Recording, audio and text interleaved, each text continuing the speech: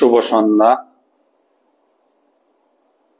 পরমেশ্বর ভগবানকে স্মরণ করে তার শ্রীচরণে শতকোটি প্রণাম নিবেদন করে আমাদের আজকে সান্ধ্যকালীন গীতা আলোচনা অনুষ্ঠান আমরা আরম্ভ করছি। ও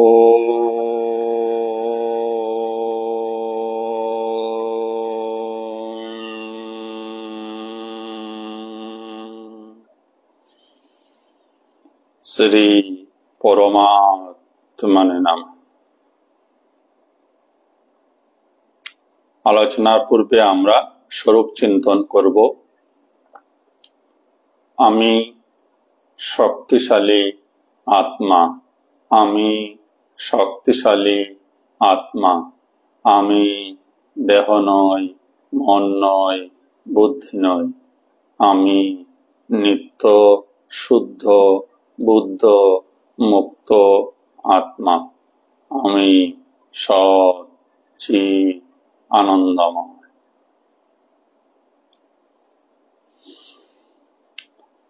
ইতিমধ্যে আমরা শ্রীমদ্ভগবদ্গীতার দ্বাদশ অধ্যায় অর্থাৎ ভক্তি যোগ গত সপ্তাহে গত দিনে সমাপ্ত করেছি। আজ আমরা ত্রয়োদশ অধ্যায় অর্থাৎ 13 নম্বর অধ্যায়টি থেকে আলোচনা শুরু করব। এই 13 নম্বর অধ্যায়টি কোনো কোনো গীতায় ক্ষেত্রজ্ঞ যুগ নামে অভিহিত, আবার কোনো কোনো গীতায় প্রকৃতি পুরুষ বিবেক যুগ নামে অভিহিত করা হয়েছে। এই অধ্যায়তে আবার কোনো কোনো গীতায় অর্থাৎ যেসব গীতায় ক্ষেত্রজ্ঞ যুগের নাম দেওয়া হয়েছে এই অধ্যায়ে, সেই সব গীতায় এই অধ্যায়টিতে 34টি শ্লোক আছে। আবার যেসব গীতায় প্রকৃতি পুরুষ বিবেক যুগ নাম দেওয়া হয়েছে সেই সব গীতায় একটি শ্লোক বেশি আছে, অর্থাৎ 35টি শ্লোক এই অধ্যায়ে রয়েছে। কোন শ্লোকটি নিয়ে বিভিন্ন ধরনের গীতার মধ্যে বা গীতার যারা ব্যাখ্যা করেছেন বা সংকলন করেছেন, প্রথম শ্লোকটি নিয়েই ব্যবধান রয়েছে। কোন কোন গীতায় প্রথম শ্লোকটি আছে, কোন গীতায় প্রথম শ্লোকটি নেই। আমরা প্রথম শ্লোকটি ধরেই গীতার আলোচনা করব।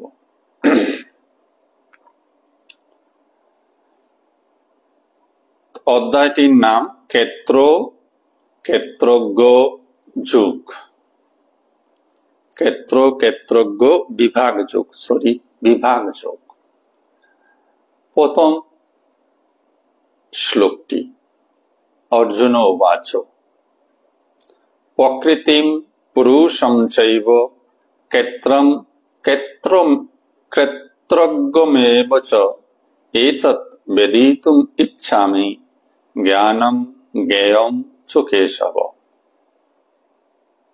2 নম্বর শ্লোকটি শ্রী ভগবান উবাচ ইদম শরীরম কুন্তেয় ক্ষেত্রম ইতি অভিধীয়তে এতদ ইয়ো বেত্তি তম প্রাহুর ক্ষেত্রজ্ঞ ইতি তদ্বিদ। প্রথমেই বলেছি প্রথম শ্লোকটি সকল গীতায় নেই। আমরা আলোচনা করছি আমাদের সুবিধার্থে জানার জন্য। তো এই প্রথম শ্লোকটিতে অর্জুন ভগবানের কাছে জানতে চাইলেন প্রকৃতি পুরুষম পুরুষ চৈব ও, চৈব মানে ও, ক্ষেত্রম ক্ষেত্রজ্ঞম ক্ষেত্রজ্ঞ চ ও এতৎ এই বেদি জানতে তম ইচ্ছামি আমি জানতে ইচ্ছা করি জ্ঞানম জ্ঞান জ্ঞেয়ম জ্ঞেয় ছ কেশব হে কেশব। তো অর্জুন ভগবান শ্রীকৃষ্ণকে কেশব সম্বোধন করে বললেন, হে কেশব, আমি পুরুষ কি জানতে চাই, প্রকৃতি কি জানতে চাই, ক্ষেত্র কি জানতে চাই, ক্ষেত্রজ্ঞ কি জানতে চাই, জ্ঞান কি জানতে চাই, জ্ঞেয় কি জানতে চাই। 6টা বিষয় জানতে চাইলেন। প্রকৃতি পুরুষ, ক্ষেত্র ক্ষেত্রজ্ঞ, জ্ঞান জ্ঞেয়। আসুন দেখি ভগবান 2 নম্বর শ্লোকে কি বললেন, যেটা অল্প আগে আমরা পাঠ করেছিলাম। বললেন, ইদম শরীরম কুন্তেয় ক্ষেত্রম ইতি অভিধীয়তে। ইদম শরীরম, এই শরীরটাকে, কুন্তেয়, হে কুন্তেয় বা কুন্তিপুত্র, ক্ষেত্রম ক্ষেত্র, ইতি এইভাবে, অভিধীয়তে অভিহিত হয়। অর্থাৎ আমাদের এই শরীরটা ক্ষেত্র। ক্ষেত্র মানে আমরা ভালো বুঝবো যদি ক্ষেতের জমি বুঝি। ক্ষেতের জমি যদি আমরা বলি ভালো বুঝবো, পরে আমরা আরো তার সহজ ব্যাখ্যা করার চেষ্টা করব। এতৎ ইয়ো বেত্তি, এতৎ এই, ইয়ো যিনি, বেত্তি জানেন, যিনি এই জানেন, তম তাকে প্রাহু বলা হয় ক্ষেত্রজ্ঞ।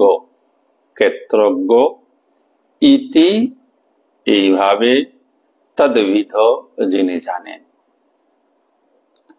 তো ভগবান শ্রীকৃষ্ণ কি বলতে চাইলেন, যে আমাদের এই শরীরটা ক্ষেত্র, আর যিনি এই ক্ষেত্রকে জানেন তাকে বলা হয় ক্ষেত্রজ্ঞ। তো আমরা বলেছিলাম জমির কথা। জমি ক্ষেত্র, আর জমি বিষয়ে যিনি জানেন তাকে বলা হয় ক্ষেত্রজ্ঞ। শরীর ক্ষেত্র, শরীর বিষয়ে যিনি জানেন তিনি ক্ষেত্রজ্ঞ। ধীরে ধীরে আমরা স্পষ্ট হব আসল ক্ষেত্রজ্ঞ কে। শরীরটা আপনিও জানেন, আমিও জানি, আর একজন মহাপুরুষও জানেন। দুইজনের জানার মধ্যে কিন্তু তফাৎ। আমার জানা বা আপনার জানা এবং একজন ব্রহ্মজ্ঞ পুরুষ এই শরীরটাকে যেভাবে জানেন তার মধ্যে তফাৎ রয়েছে। প্রস্তুত 2 নম্বর শ্লোকে বললেন ভগবান, যারা নিজের শরীরকে জানে তারাই ক্ষেত্রজ্ঞ। তো ওই দিক দিয়ে বিচার করলে আপনিও ক্ষেত্রজ্ঞ, আর মহাপুরুষগণও ক্ষেত্রজ্ঞ।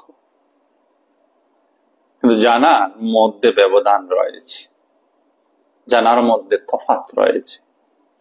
আমরা পরবর্তী শ্লোকগুলিতে আরো বিশেষ করে ভগবানের নিকট থেকে এই বিষয়ে জানার চেষ্টা করব। তো ভগবান 3 নম্বর শ্লোকে এসে বললেন, ক্ষেত্রজ্ঞম চাপি মাম বিদ্ধি সর্বক্ষেত্রেষু ভারত। ক্ষেত্র ক্ষেত্রজ্ঞয় জ্ঞানম যৎ তৎ জ্ঞানম মতম মম। ক্ষেত্রজ্ঞম ক্ষেত্রজ্ঞ, চপি চাপি ক্ষেত্রজ্ঞ অবশ্যই, মাম ভগবান শ্রীকৃষ্ণ বলছেন তাকে, আমাকে, বিদ্ধি জানবে, সর্বক্ষেত্রেষু সকল ক্ষেত্রে, সকল মানব শরীর বা সকল প্রাণীর শরীরে তিনি ক্ষেত্রজ্ঞ হয়ে আছেন। ক্ষেত্র ক্ষেত্রজ্ঞয় জ্ঞানম, ক্ষেত্র ক্ষেত্রজ্ঞয় জ্ঞানম, ক্ষেত্র এবং ক্ষেত্রজ্ঞের জ্ঞান, যৎ তৎ জ্ঞানম, যে সেই জ্ঞান, মতম অভিমত মম আমার। বাংলাটা এইরূপ হবে, যদিও সংস্কৃত থেকে বাংলা শব্দ আমরা গ্রহণ করেছি, বাংলা অর্থ, তো বাংলা ভাষায় যখন তার রূপান্তরণ হবে, শ্লোকটির অর্থ এইভাবে হবে, ভঙ্গানুবাদ এইভাবে হবে, হে ভারত, আমাকেই সমস্ত ক্ষেত্রের ক্ষেত্রজ্ঞ বলে জানবে এবং ক্ষেত্র ও ক্ষেত্রজ্ঞ সম্বন্ধে যে জ্ঞান, সেই জ্ঞানই আমার অভিমত। কি ভগবান বলতে চাইলেন? দ্বিতীয় শ্লোকে ভগবান বললেন, দেহটা ক্ষেত্র, আর এই দেহ সম্পর্কে যিনি জানেন তিনি ক্ষেত্রজ্ঞ। আমরা আলোচনা করেছিলাম, আমরা সাধারণ মানুষরা আমাদের দেহ সম্পর্কে জানি। কি জানি? যে এই দেহের মধ্যে মাথা আছে, হাত আছে, পা আছে, পেট আছে, নানা অঙ্গ প্রত্যঙ্গ আছে, দেহের সাহায্যে কাজ করতে পারি, অনেক কিছু করতে পারি, এই কিছু আমাদের জানা আছে। এবং সর্বশেষ জানাটা হলো আমাদের আমি দেহ। এইভাবে যারা দেহকে জেনে আছি, তাদের জানাটা সঠিক জানা নয়, তাদের জানাটা সঠিক জানা নয়। তাই তারা কি ক্ষেত্রজ্ঞ? পারমার্থিক ভাষায় বা আধ্যাত্মিক ভাষায় মোটেই নয়। সাধারণ ভাষায় বলা যায় ক্ষেত্রজ্ঞ আমার শরীর সম্পর্কে আমি জানি, চোখ, মুখ, হাত, পা সবকিছু এগুলি আমি জানি মোটামুটি। যেমন আপনার বাড়ি, আপনার বাড়ির সম্বন্ধে আপনি জানেন কোথায় কি আছে। আমি কি জানি? না, আমি জানি না। আরো কেউ কি জানেন? না, অন্য আর কেউ জানেন না। আপনি জানেন, আপনার পরিবারের লোকরা জানেন। তফাৎ কি হলো? যে জানা শুধু আপনি জানেন, যে জানা ব্যাপক নয়, যে জানার মধ্যে ব্যাপকতা নেই। যেমন ধরুন সূর্য, আপনি জানেন, আমিও জানি, পৃথিবীর প্রতিটা মানুষ জানে, তার ব্যাপকতা, জানার ব্যাপকতা আছে। এগুলি সব জাগতিক উদাহরণ, শুধু বুঝার জন্য আমরা নিচ্ছি। তো সূর্যকে জানা, আর আপনি সূর্যকে জানেন এবং আপনি আপনার ঘরটিকে জানেন, তার মধ্যে তফাৎ আছে।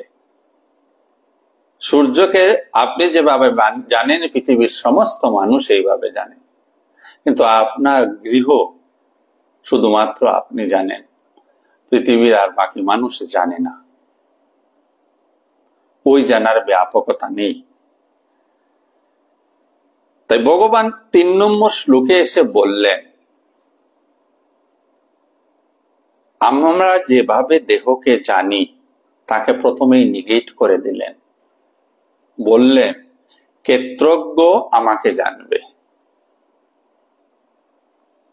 2 নম্বর শ্লোক পর্যন্ত আমাদের ধারণা ছিল যে আমরাও ক্ষেত্রজ্ঞ শরীরকে জানি। 3 নম্বর শ্লোকে এসে ভগবান একদম স্পষ্ট করে দিলেন, এই সমস্ত শরীরে বা সমস্ত ক্ষেত্রের ক্ষেত্রজ্ঞ আমি। তাহলে বিষয়টা একটু গভীর হয়ে গেল। আমাদের বুদ্ধিকে আরো গভীরতার দিকে নিয়ে যেতে হবে। বুদ্ধি যে সাধারণ স্তরে চিন্তা করেছিল, নিজেকে ভেবে ফেলেছিল ক্ষেত্রজ্ঞ, ভগবান 3য় শ্লোকে তা নাকচ করে দিয়ে বললেন ক্ষেত্রজ্ঞ একমাত্র আমি। আর বললেন অর্জুনের আরেকটি প্রশ্ন ছিল, জ্ঞান কাহাকে বলে বা জ্ঞান কি? অর্জুনের প্রথম প্রকৃতি পুরুষ প্রশ্ন ছিল, তারপর ছিল ক্ষেত্র ক্ষেত্রজ্ঞ। এইবার ক্লিয়ার করে দিলেন, ক্ষেত্র এই দেহটা, ক্ষেত্রজ্ঞ হলেন এই দেহে, প্রত্যেক দেহে তিনি ক্ষেত্রজ্ঞ, অর্থাৎ ভগবান শ্রীকৃষ্ণ বা সেই পরমাত্মা, সেই পরম পুরুষ। আর জ্ঞান কি বললেন? যিনি ক্ষেত্র এবং ক্ষেত্রজ্ঞের জ্ঞান যার আছে তিনি জ্ঞান, সেটাই জ্ঞান। জ্ঞান অন্য কিছু নয়। এই যে আমরা অনেক কিছু জানি পৃথিবীর,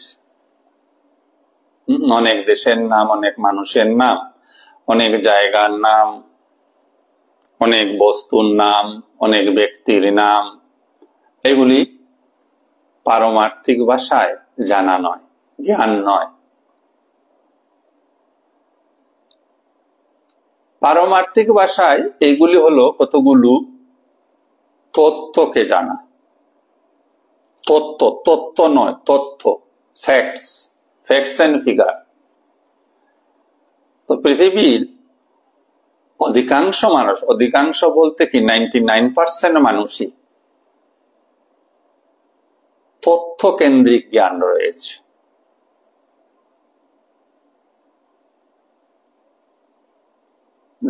জড় জাগতিক জ্ঞান রয়েছে, ভৌতিক জ্ঞান রয়েছে, পারমার্থিক জ্ঞান নেই। পারমার্থিক জ্ঞান কি? ভগবান বললেন, যিনি ক্ষেত্র, যার মধ্যে ক্ষেত্র এবং ক্ষেত্রজ্ঞের জ্ঞান আছে, সেটাই হচ্ছে পারমার্থিক জ্ঞান। তো তিনটা প্রশ্নের উত্তর ভগবান দিয়ে দিলেন, ক্ষেত্র, ক্ষেত্রজ্ঞ এবং জ্ঞান। এবার আর একটু গভীরে গিয়ে আমাদেরকে ভাবতে হবে, চিন্তন করতে হবে। প্রথমে আমি ক্ষেত্রজ্ঞ নই, এটা ক্লিয়ার করলেন ভগবান, যে আমাদের যে আমি দেহভূত বা আমাদের যে অহংকার ভূত, ইহা ক্ষেত্রজ্ঞ নয়।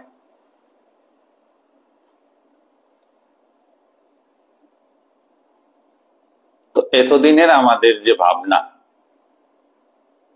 আমাদের নিজেদেরকে নিয়ে, তাই সেই ভাবনার মূলে ভগবান প্রচন্ড আঘাত করলেন। মানে ভাবনাটা এইরূপ যে আপনি ভাবছেন আপনার বাড়ি, আমিও ভাবছি আমার বাড়ি, আমরা সবাই ভাবছি এই আমার বাড়ি। ভগবান শ্রীকৃষ্ণ বলে দিলেন, না, এটা তোমার বাড়ি নয়, এটা আমার বাড়ি। বিষয়টা অদ্ভুত হয় না?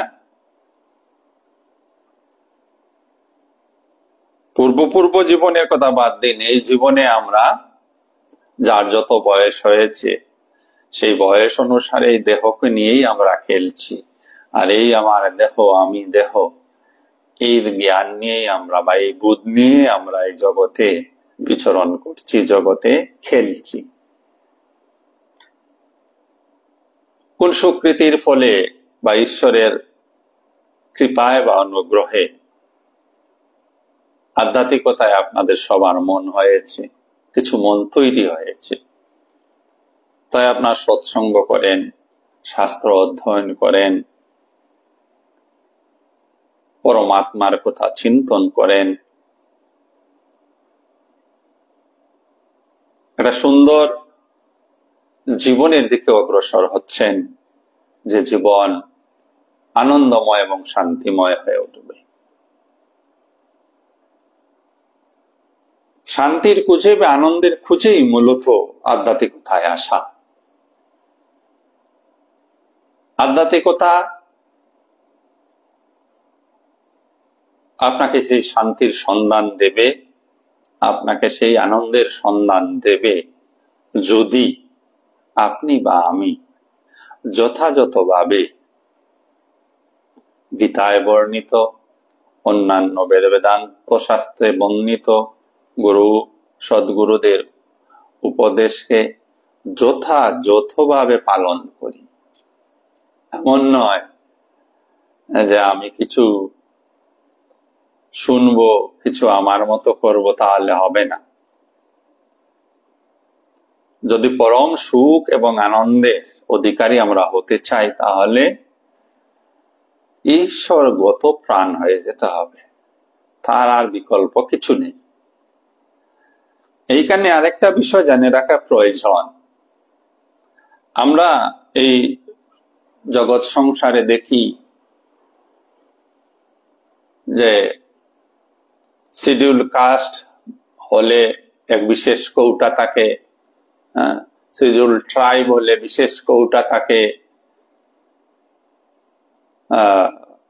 বা আদার ব্যাকওয়ার্ড ক্লাস হলে বিশেষ কৌটা থাকে, মহিলা হলে বিশেষ কৌটা থাকে, অর্থাৎ সংরক্ষণ, আসন সংরক্ষণ করা থাকে। এই ভাবনা যাতে আমাদেরকে পেয়ে না বসে আধ্যাত্মিক জগতেও যে আমি তো মূর্খ, ভগবান আমাকে উদ্ধার করবেন, আমি সাধন ভজন করব না, আমি দরিদ্র মানুষ, ভগবান আমাকে উদ্ধার করবেন, আমি শ্রবণ মনন নিদিধ্যাসন করব না, যেহেতু আমি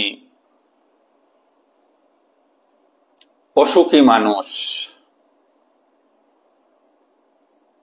এই ধরনের কোন কৌটা সিস্টেম কিন্তু ভগবানের নেই। আপনাকে আমাকে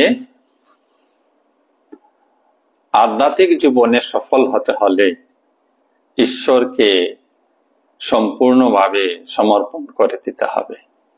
সেখানে অসুখ বিসুখ, আমার শিক্ষাগত যোগ্যতা, আমার আর্থিক দৈন্যতা, শারীরিক দৈন্যতা, শিক্ষাগত দৈন্যতা, সামাজিক দৈন্যতা জন্য আপনি বা আমি কোনো ডিসকাউন্ট পাবো না, কোনো রিবেট পাওয়া যাবে না। যে যেমন অবস্থায় আছি সেই অবস্থাতে ঈশ্বরকে স্মরণ মনন করতে হবে। কারণ আমরা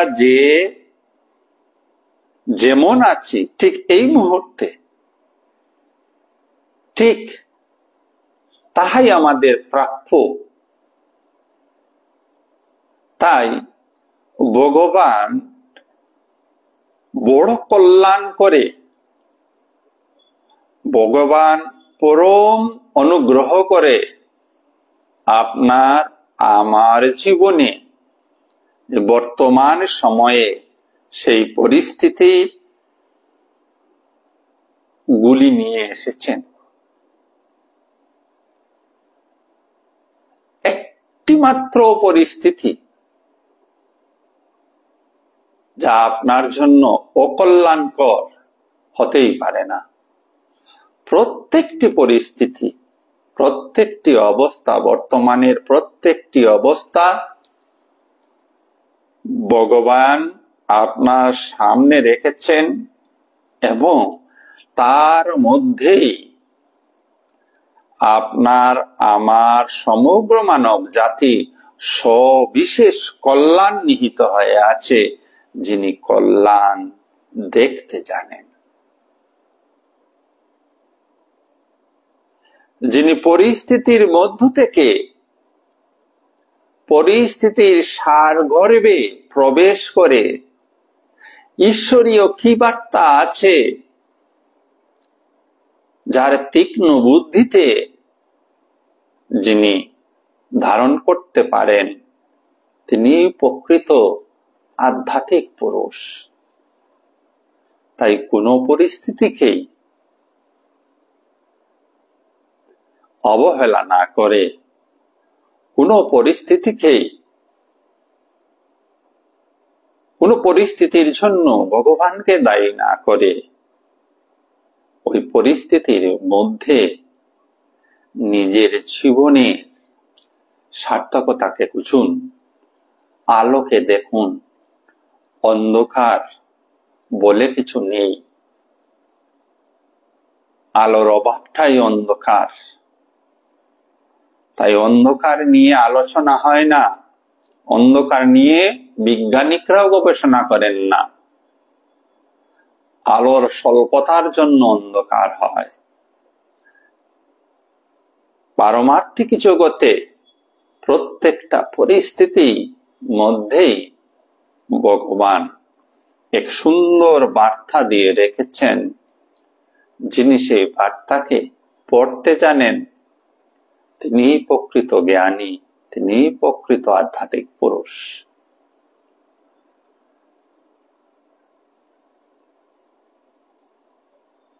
তো যেসব জ্ঞান আমাদের জগৎ বিষয়ক হয়ে আছে, সে জ্ঞান অজ্ঞানের নামান্তর।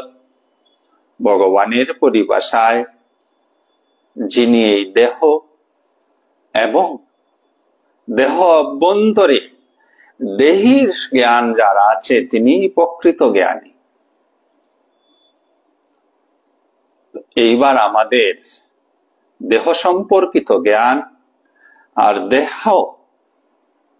অভ্যন্তরে যে আত্মা রয়েছেন তার জ্ঞান সমৃদ্ধতা কতটুকু তা নিজে নিজে বিচার করলেই আমরা নিজেদেরকে বিশেষভাবে জানতে পারব।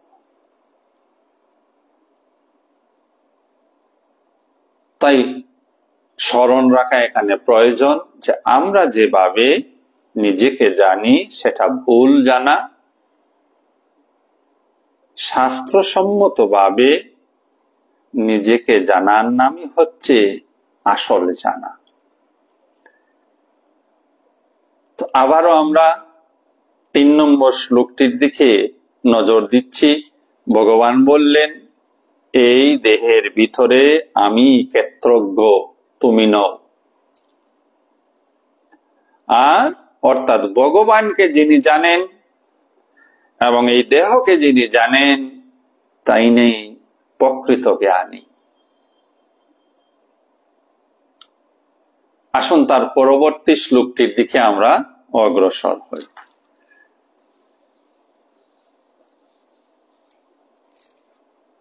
পরবর্তী শ্লোক ক্রমসংখ্যা 4। তৎক্ষেত্রম যৎ যাদৃক চ যৎ বিকারি যতশ্চ যৎ শোচয় যৎ প্রভাবশ্চ তৎসমাসেন মে শৃণু। তৎক্ষেত্রম, সেই ক্ষেত্র মানে এই দেহ যৎ, যা, যাদৃক যেরকম, এই দেহ যেরকম, চ যৎ বিকারী, এবং যেভাবে বিকার প্রাপ্ত হয়, যতশ্চ যৎ, যার থেকেও যা, শোচয়, তিনিও, যিনি, যৎ প্রভাবশ্চ, যেরূপ প্রভাব, তৎসমাসেন, সেই সংক্ষেপে, মে শৃণু, আমার থেকে শুনুন। বাংলাটা এইরূপ।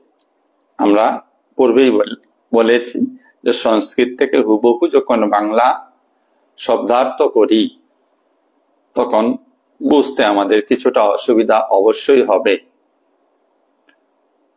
তাই বাংলা অনুবাদটা কিরূপ দেখো।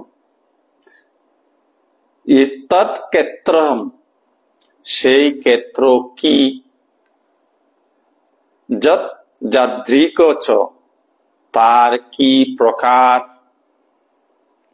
যৎ বিকারিশ্চ, তার বিকার কি, তা কার থেকে উৎপন্ন হয়েছে,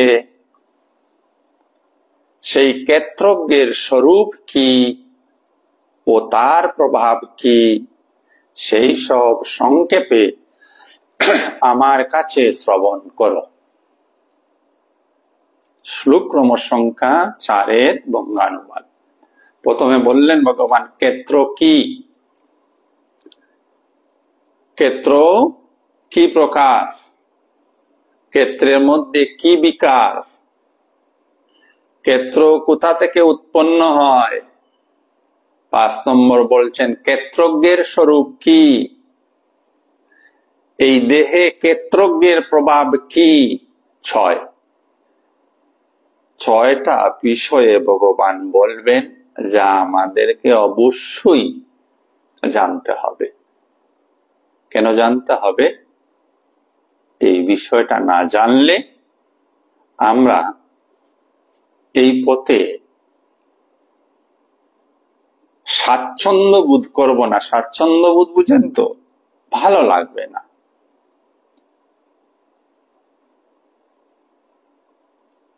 এই পথে মন অগ্রসর হতে চাইবে না।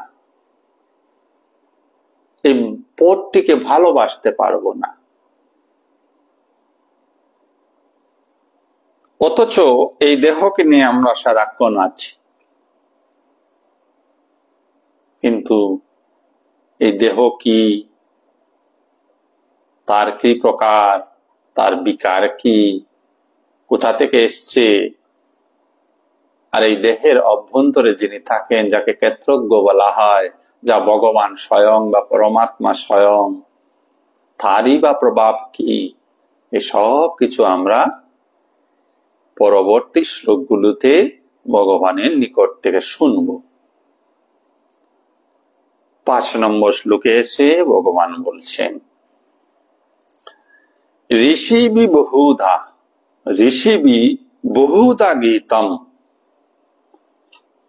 ছন্দোভি বিবিধৈ পৃথক ব্রহ্মসূত্র পদৈঃ চৈব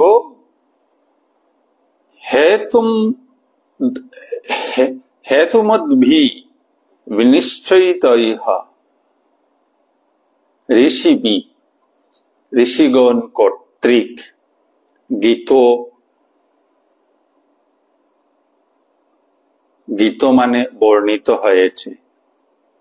ঋষিবি বহুধা অনেক ঋষির দ্বারা, বা বহু প্রকারের বা বহু ঋষির দ্বারা, গীতম বর্ণিত হয়েছে, ছন্দবি বৈদিক ছন্দের দ্বারা,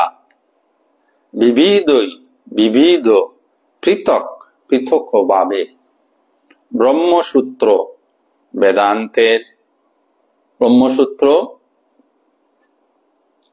বেদান্তের, পদৈ সূত্রের দ্বারা, ব্রহ্মসূত্রের দ্বারা, চৈব হেতুমদ্ভি যুক্তিযুক্ত, বিনিশ্চয়িতৈঃ নিশ্চিত ভাবে। এই গেল সংস্কৃত থেকে সরাসরি বাংলার অনুবাদ, শাব্দিক অনুবাদ।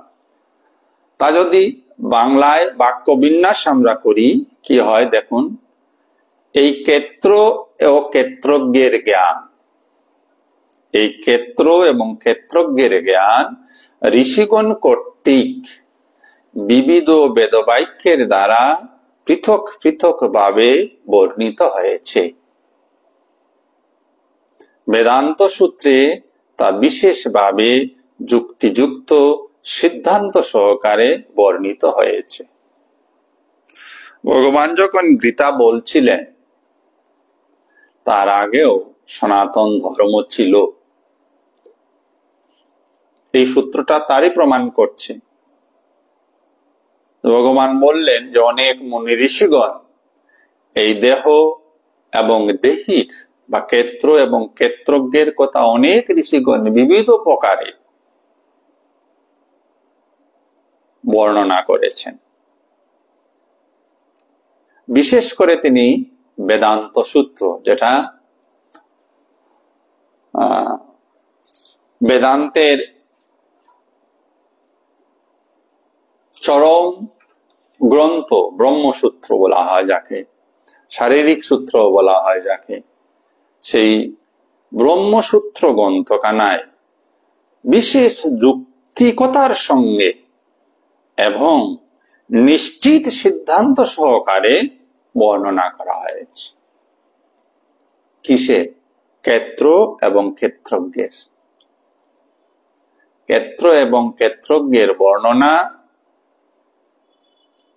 কালে কালে বহু মুনি ঋষিগণ পৃথক পৃথক ভাবে বর্ণনা করেছেন, তার মধ্যে বিশেষভাবে ব্রহ্মসূত্রে অতিশয় যুক্তির সঙ্গে এবং নিশ্চয়তার সঙ্গে বর্ণনা করা হয়েছে। ব্রহ্মসূত্র ব্যাসদেব দ্বারা প্রণীত।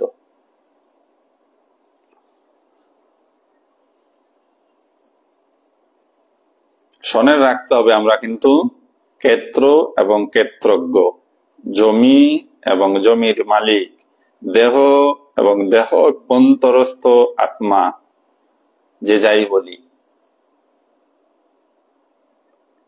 এই জ্ঞানটা সব সময় রাখতে হবে। আমরা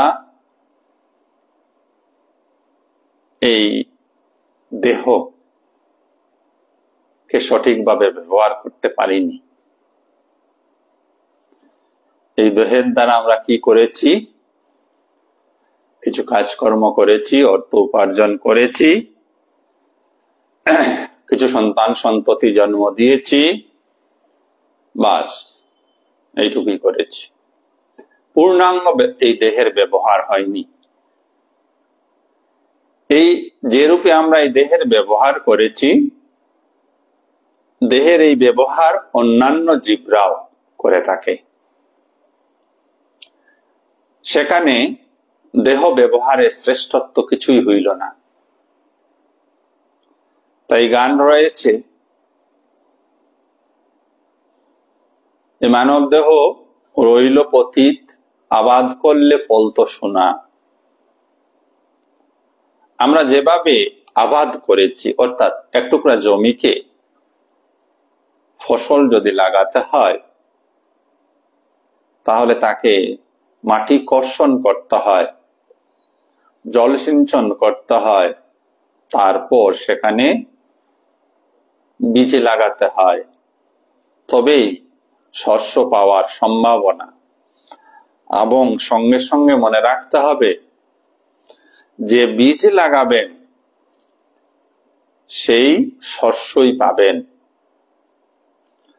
যদি আম গাছের বীজ লাগিয়ে থাকেন তো আম গাছ পাবেন, আর যদি আমড়া গাছের বীজ লাগিয়ে থাকেন তাহলে আমড়া পাবেন। আমড়ার বীজে আম ফলবে না, আমের বীজে আমড়া ফলবে না। আমাদের সৌভাগ্যবশত আর দুর্ভাগ্যবশত যে যাই বলি না কেন, আমাদের এই দেহ তে আমরা কিসের বীজ লাগিয়েছি? এই দেহের মধ্যে আমরা ষড়রিপুর বীজকে লাগিয়ে রেখেছি। কাম, ক্রোধ, লোভ, মোহ, মদ, মাৎসর্য, এই 6টা বীজ লাগিয়েছি, আর প্রকাণ্ড প্রকাণ্ড গাছ হয়েছে। কোন জায়গায়? মনে। দেহের উর্বর জমি হচ্ছে মন। ওই মনে যা লাগানো যায় সেখানেই সেই জিনিসটা প্রকাণ্ড ভাবে বড় হয়। তাই বলা হলো মানব জমিন রইল পতিত।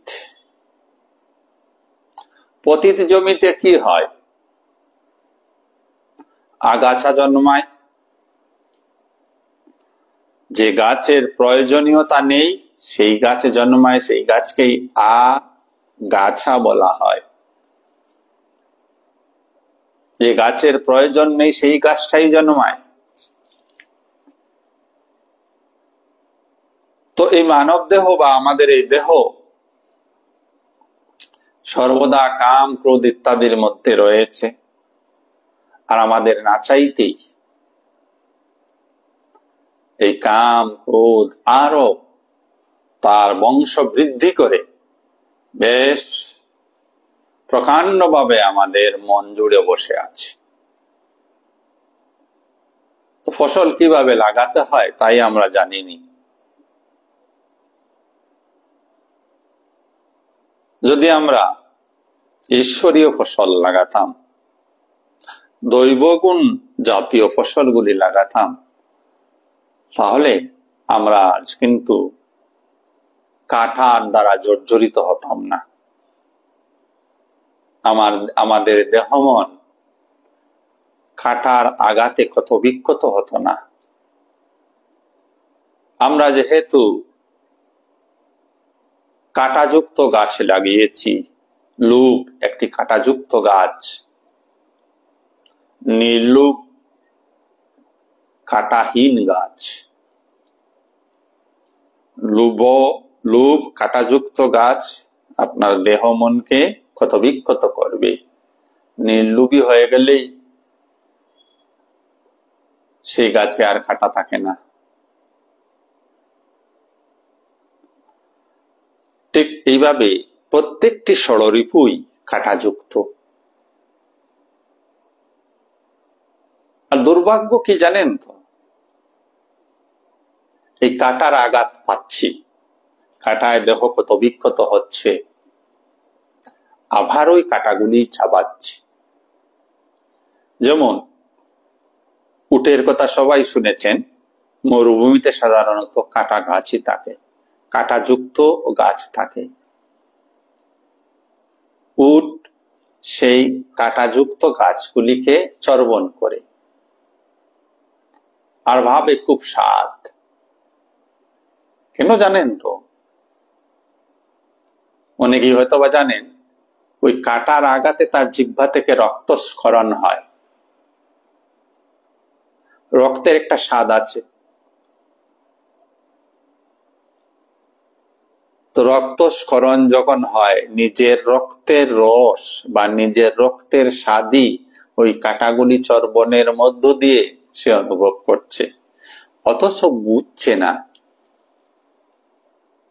যে নিজের শরীরের রক্তেরই সে স্বাদ পাচ্ছে। ঠিক ওই মরুভূমির উটের মতো সাধারণ মানুষের অবস্থা।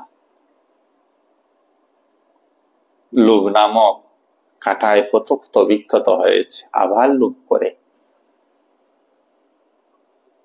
কামনা বাসনার দ্বারা কত কষ্ট পেয়েছে, আবার কামনা বাসনা আমরা করি। ক্রোধের দ্বারা কত কষ্ট পেয়েছি, আবার আমরা ক্রোধ করি। মোহের দ্বারা কত কষ্ট পেয়েছি, আবার আমরা মোহ করি। এই আমার দেহ, এই আমার পরিবার, এগুলি মোহ আসক্তি। অহংকার দ্বারা কত আঘাত পেয়েছি, আবার অহংকার করি। এই উট সমজীবন সাধারণ মানুষের হয়ে আছে। ওই সেইগুলি কথা বুঝতে হবে। এর জন্যই গীতা, এর জন্যই শাস্ত্র, এর জন্যই সৎসঙ্গ, এর জন্যই আধ্যাত্মিকতা, এর জন্যই শাস্ত্রগ্রন্থ সাধ্যায় করা, সাধন ভোজন করা, অন্য কোনো কারণ নেই। তো এই কথাগুলিকে বিভিন্ন মুনি ঋষিগণ বিভিন্ন ভাবে প্রকাশ করেছেন। তো ভগবান শ্রীকৃষ্ণ প্রামাণিক গ্রন্থ হিসাবে বেদান্ত সূত্রকে কিন্তু স্বীকৃতি দিয়ে গেলেন, অর্থাৎ ব্রহ্মসূত্রকে স্বীকৃতি দিয়ে গেলেন, অর্থাৎ অদ্বৈত বেদান্তকে স্বীকৃতি দিয়ে গেলেন।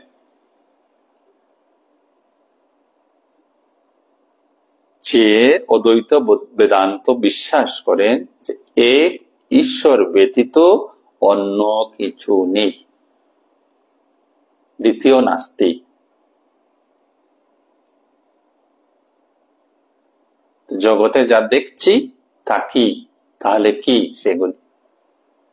সেগুলি ঈশ্বরেরই বিভিন্ন রূপ, ঈশ্বরেরই বিভিন্ন নাম। তো নাম রূপে আবিষ্ট না হয়ে সঙ্গে ঈশ্বরকে যুক্ত করে রাখেন, ব্রহ্মকে যুক্ত করে রাখেন, তখন ওই নাম রূপের দ্বারা আপনি ভয়ও পাবেন না, বিচলিত হবেন না, কষ্টও পাবেন না। কারণ নাম রূপের আড়ালে যদি সেই পরম সত্তাকে অনুভব করতে পারেন, জানতে পারেন, বা জানার উৎসাহকে সর্বদা সচেষ্ট রাখি আমরা, তবে আমরা জানতে পারব। তো প্রস্তুত 5 নম্বর শ্লোকে ভগবান ক্ষেত্রজ্ঞের বিষয়ে বললেন। মুনি ঋষিগণ বিভিন্ন মুনি ঋষিগণ বিভিন্নভাবে তার বর্ণনা করেছেন, তবে বেশ যুক্তিযুক্ত ভাবে এবং প্রামাণিকতার সঙ্গে ব্রহ্মসূত্রে তার বর্ণনা করা হয়েছে। আমরা আজকের আলোচনা এখানেই সমাপ্ত করব। আগামী দিনের আলোচনায় আমরা ভগবানের নিকট থেকে জানবো এই ক্ষেত্রজ্ঞ বিষয়ে আরো অনেক কথা, অতি গুরুত্বপূর্ণ কথা। আজকে যারা যারা এই অনুষ্ঠানে যুক্ত রয়েছেন সবাইকেই আমার সশ্রদ্ধ প্রণাম নিবেদন করছি। সবাই ধৈর্য ধরে শুনেছেন, তার জন্য কৃতজ্ঞ। শুভরাত্রি। সবাই ভালো থাকুন, সুস্থ থাকুন এবং আনন্দে থাকুন। শুভরাত্রি।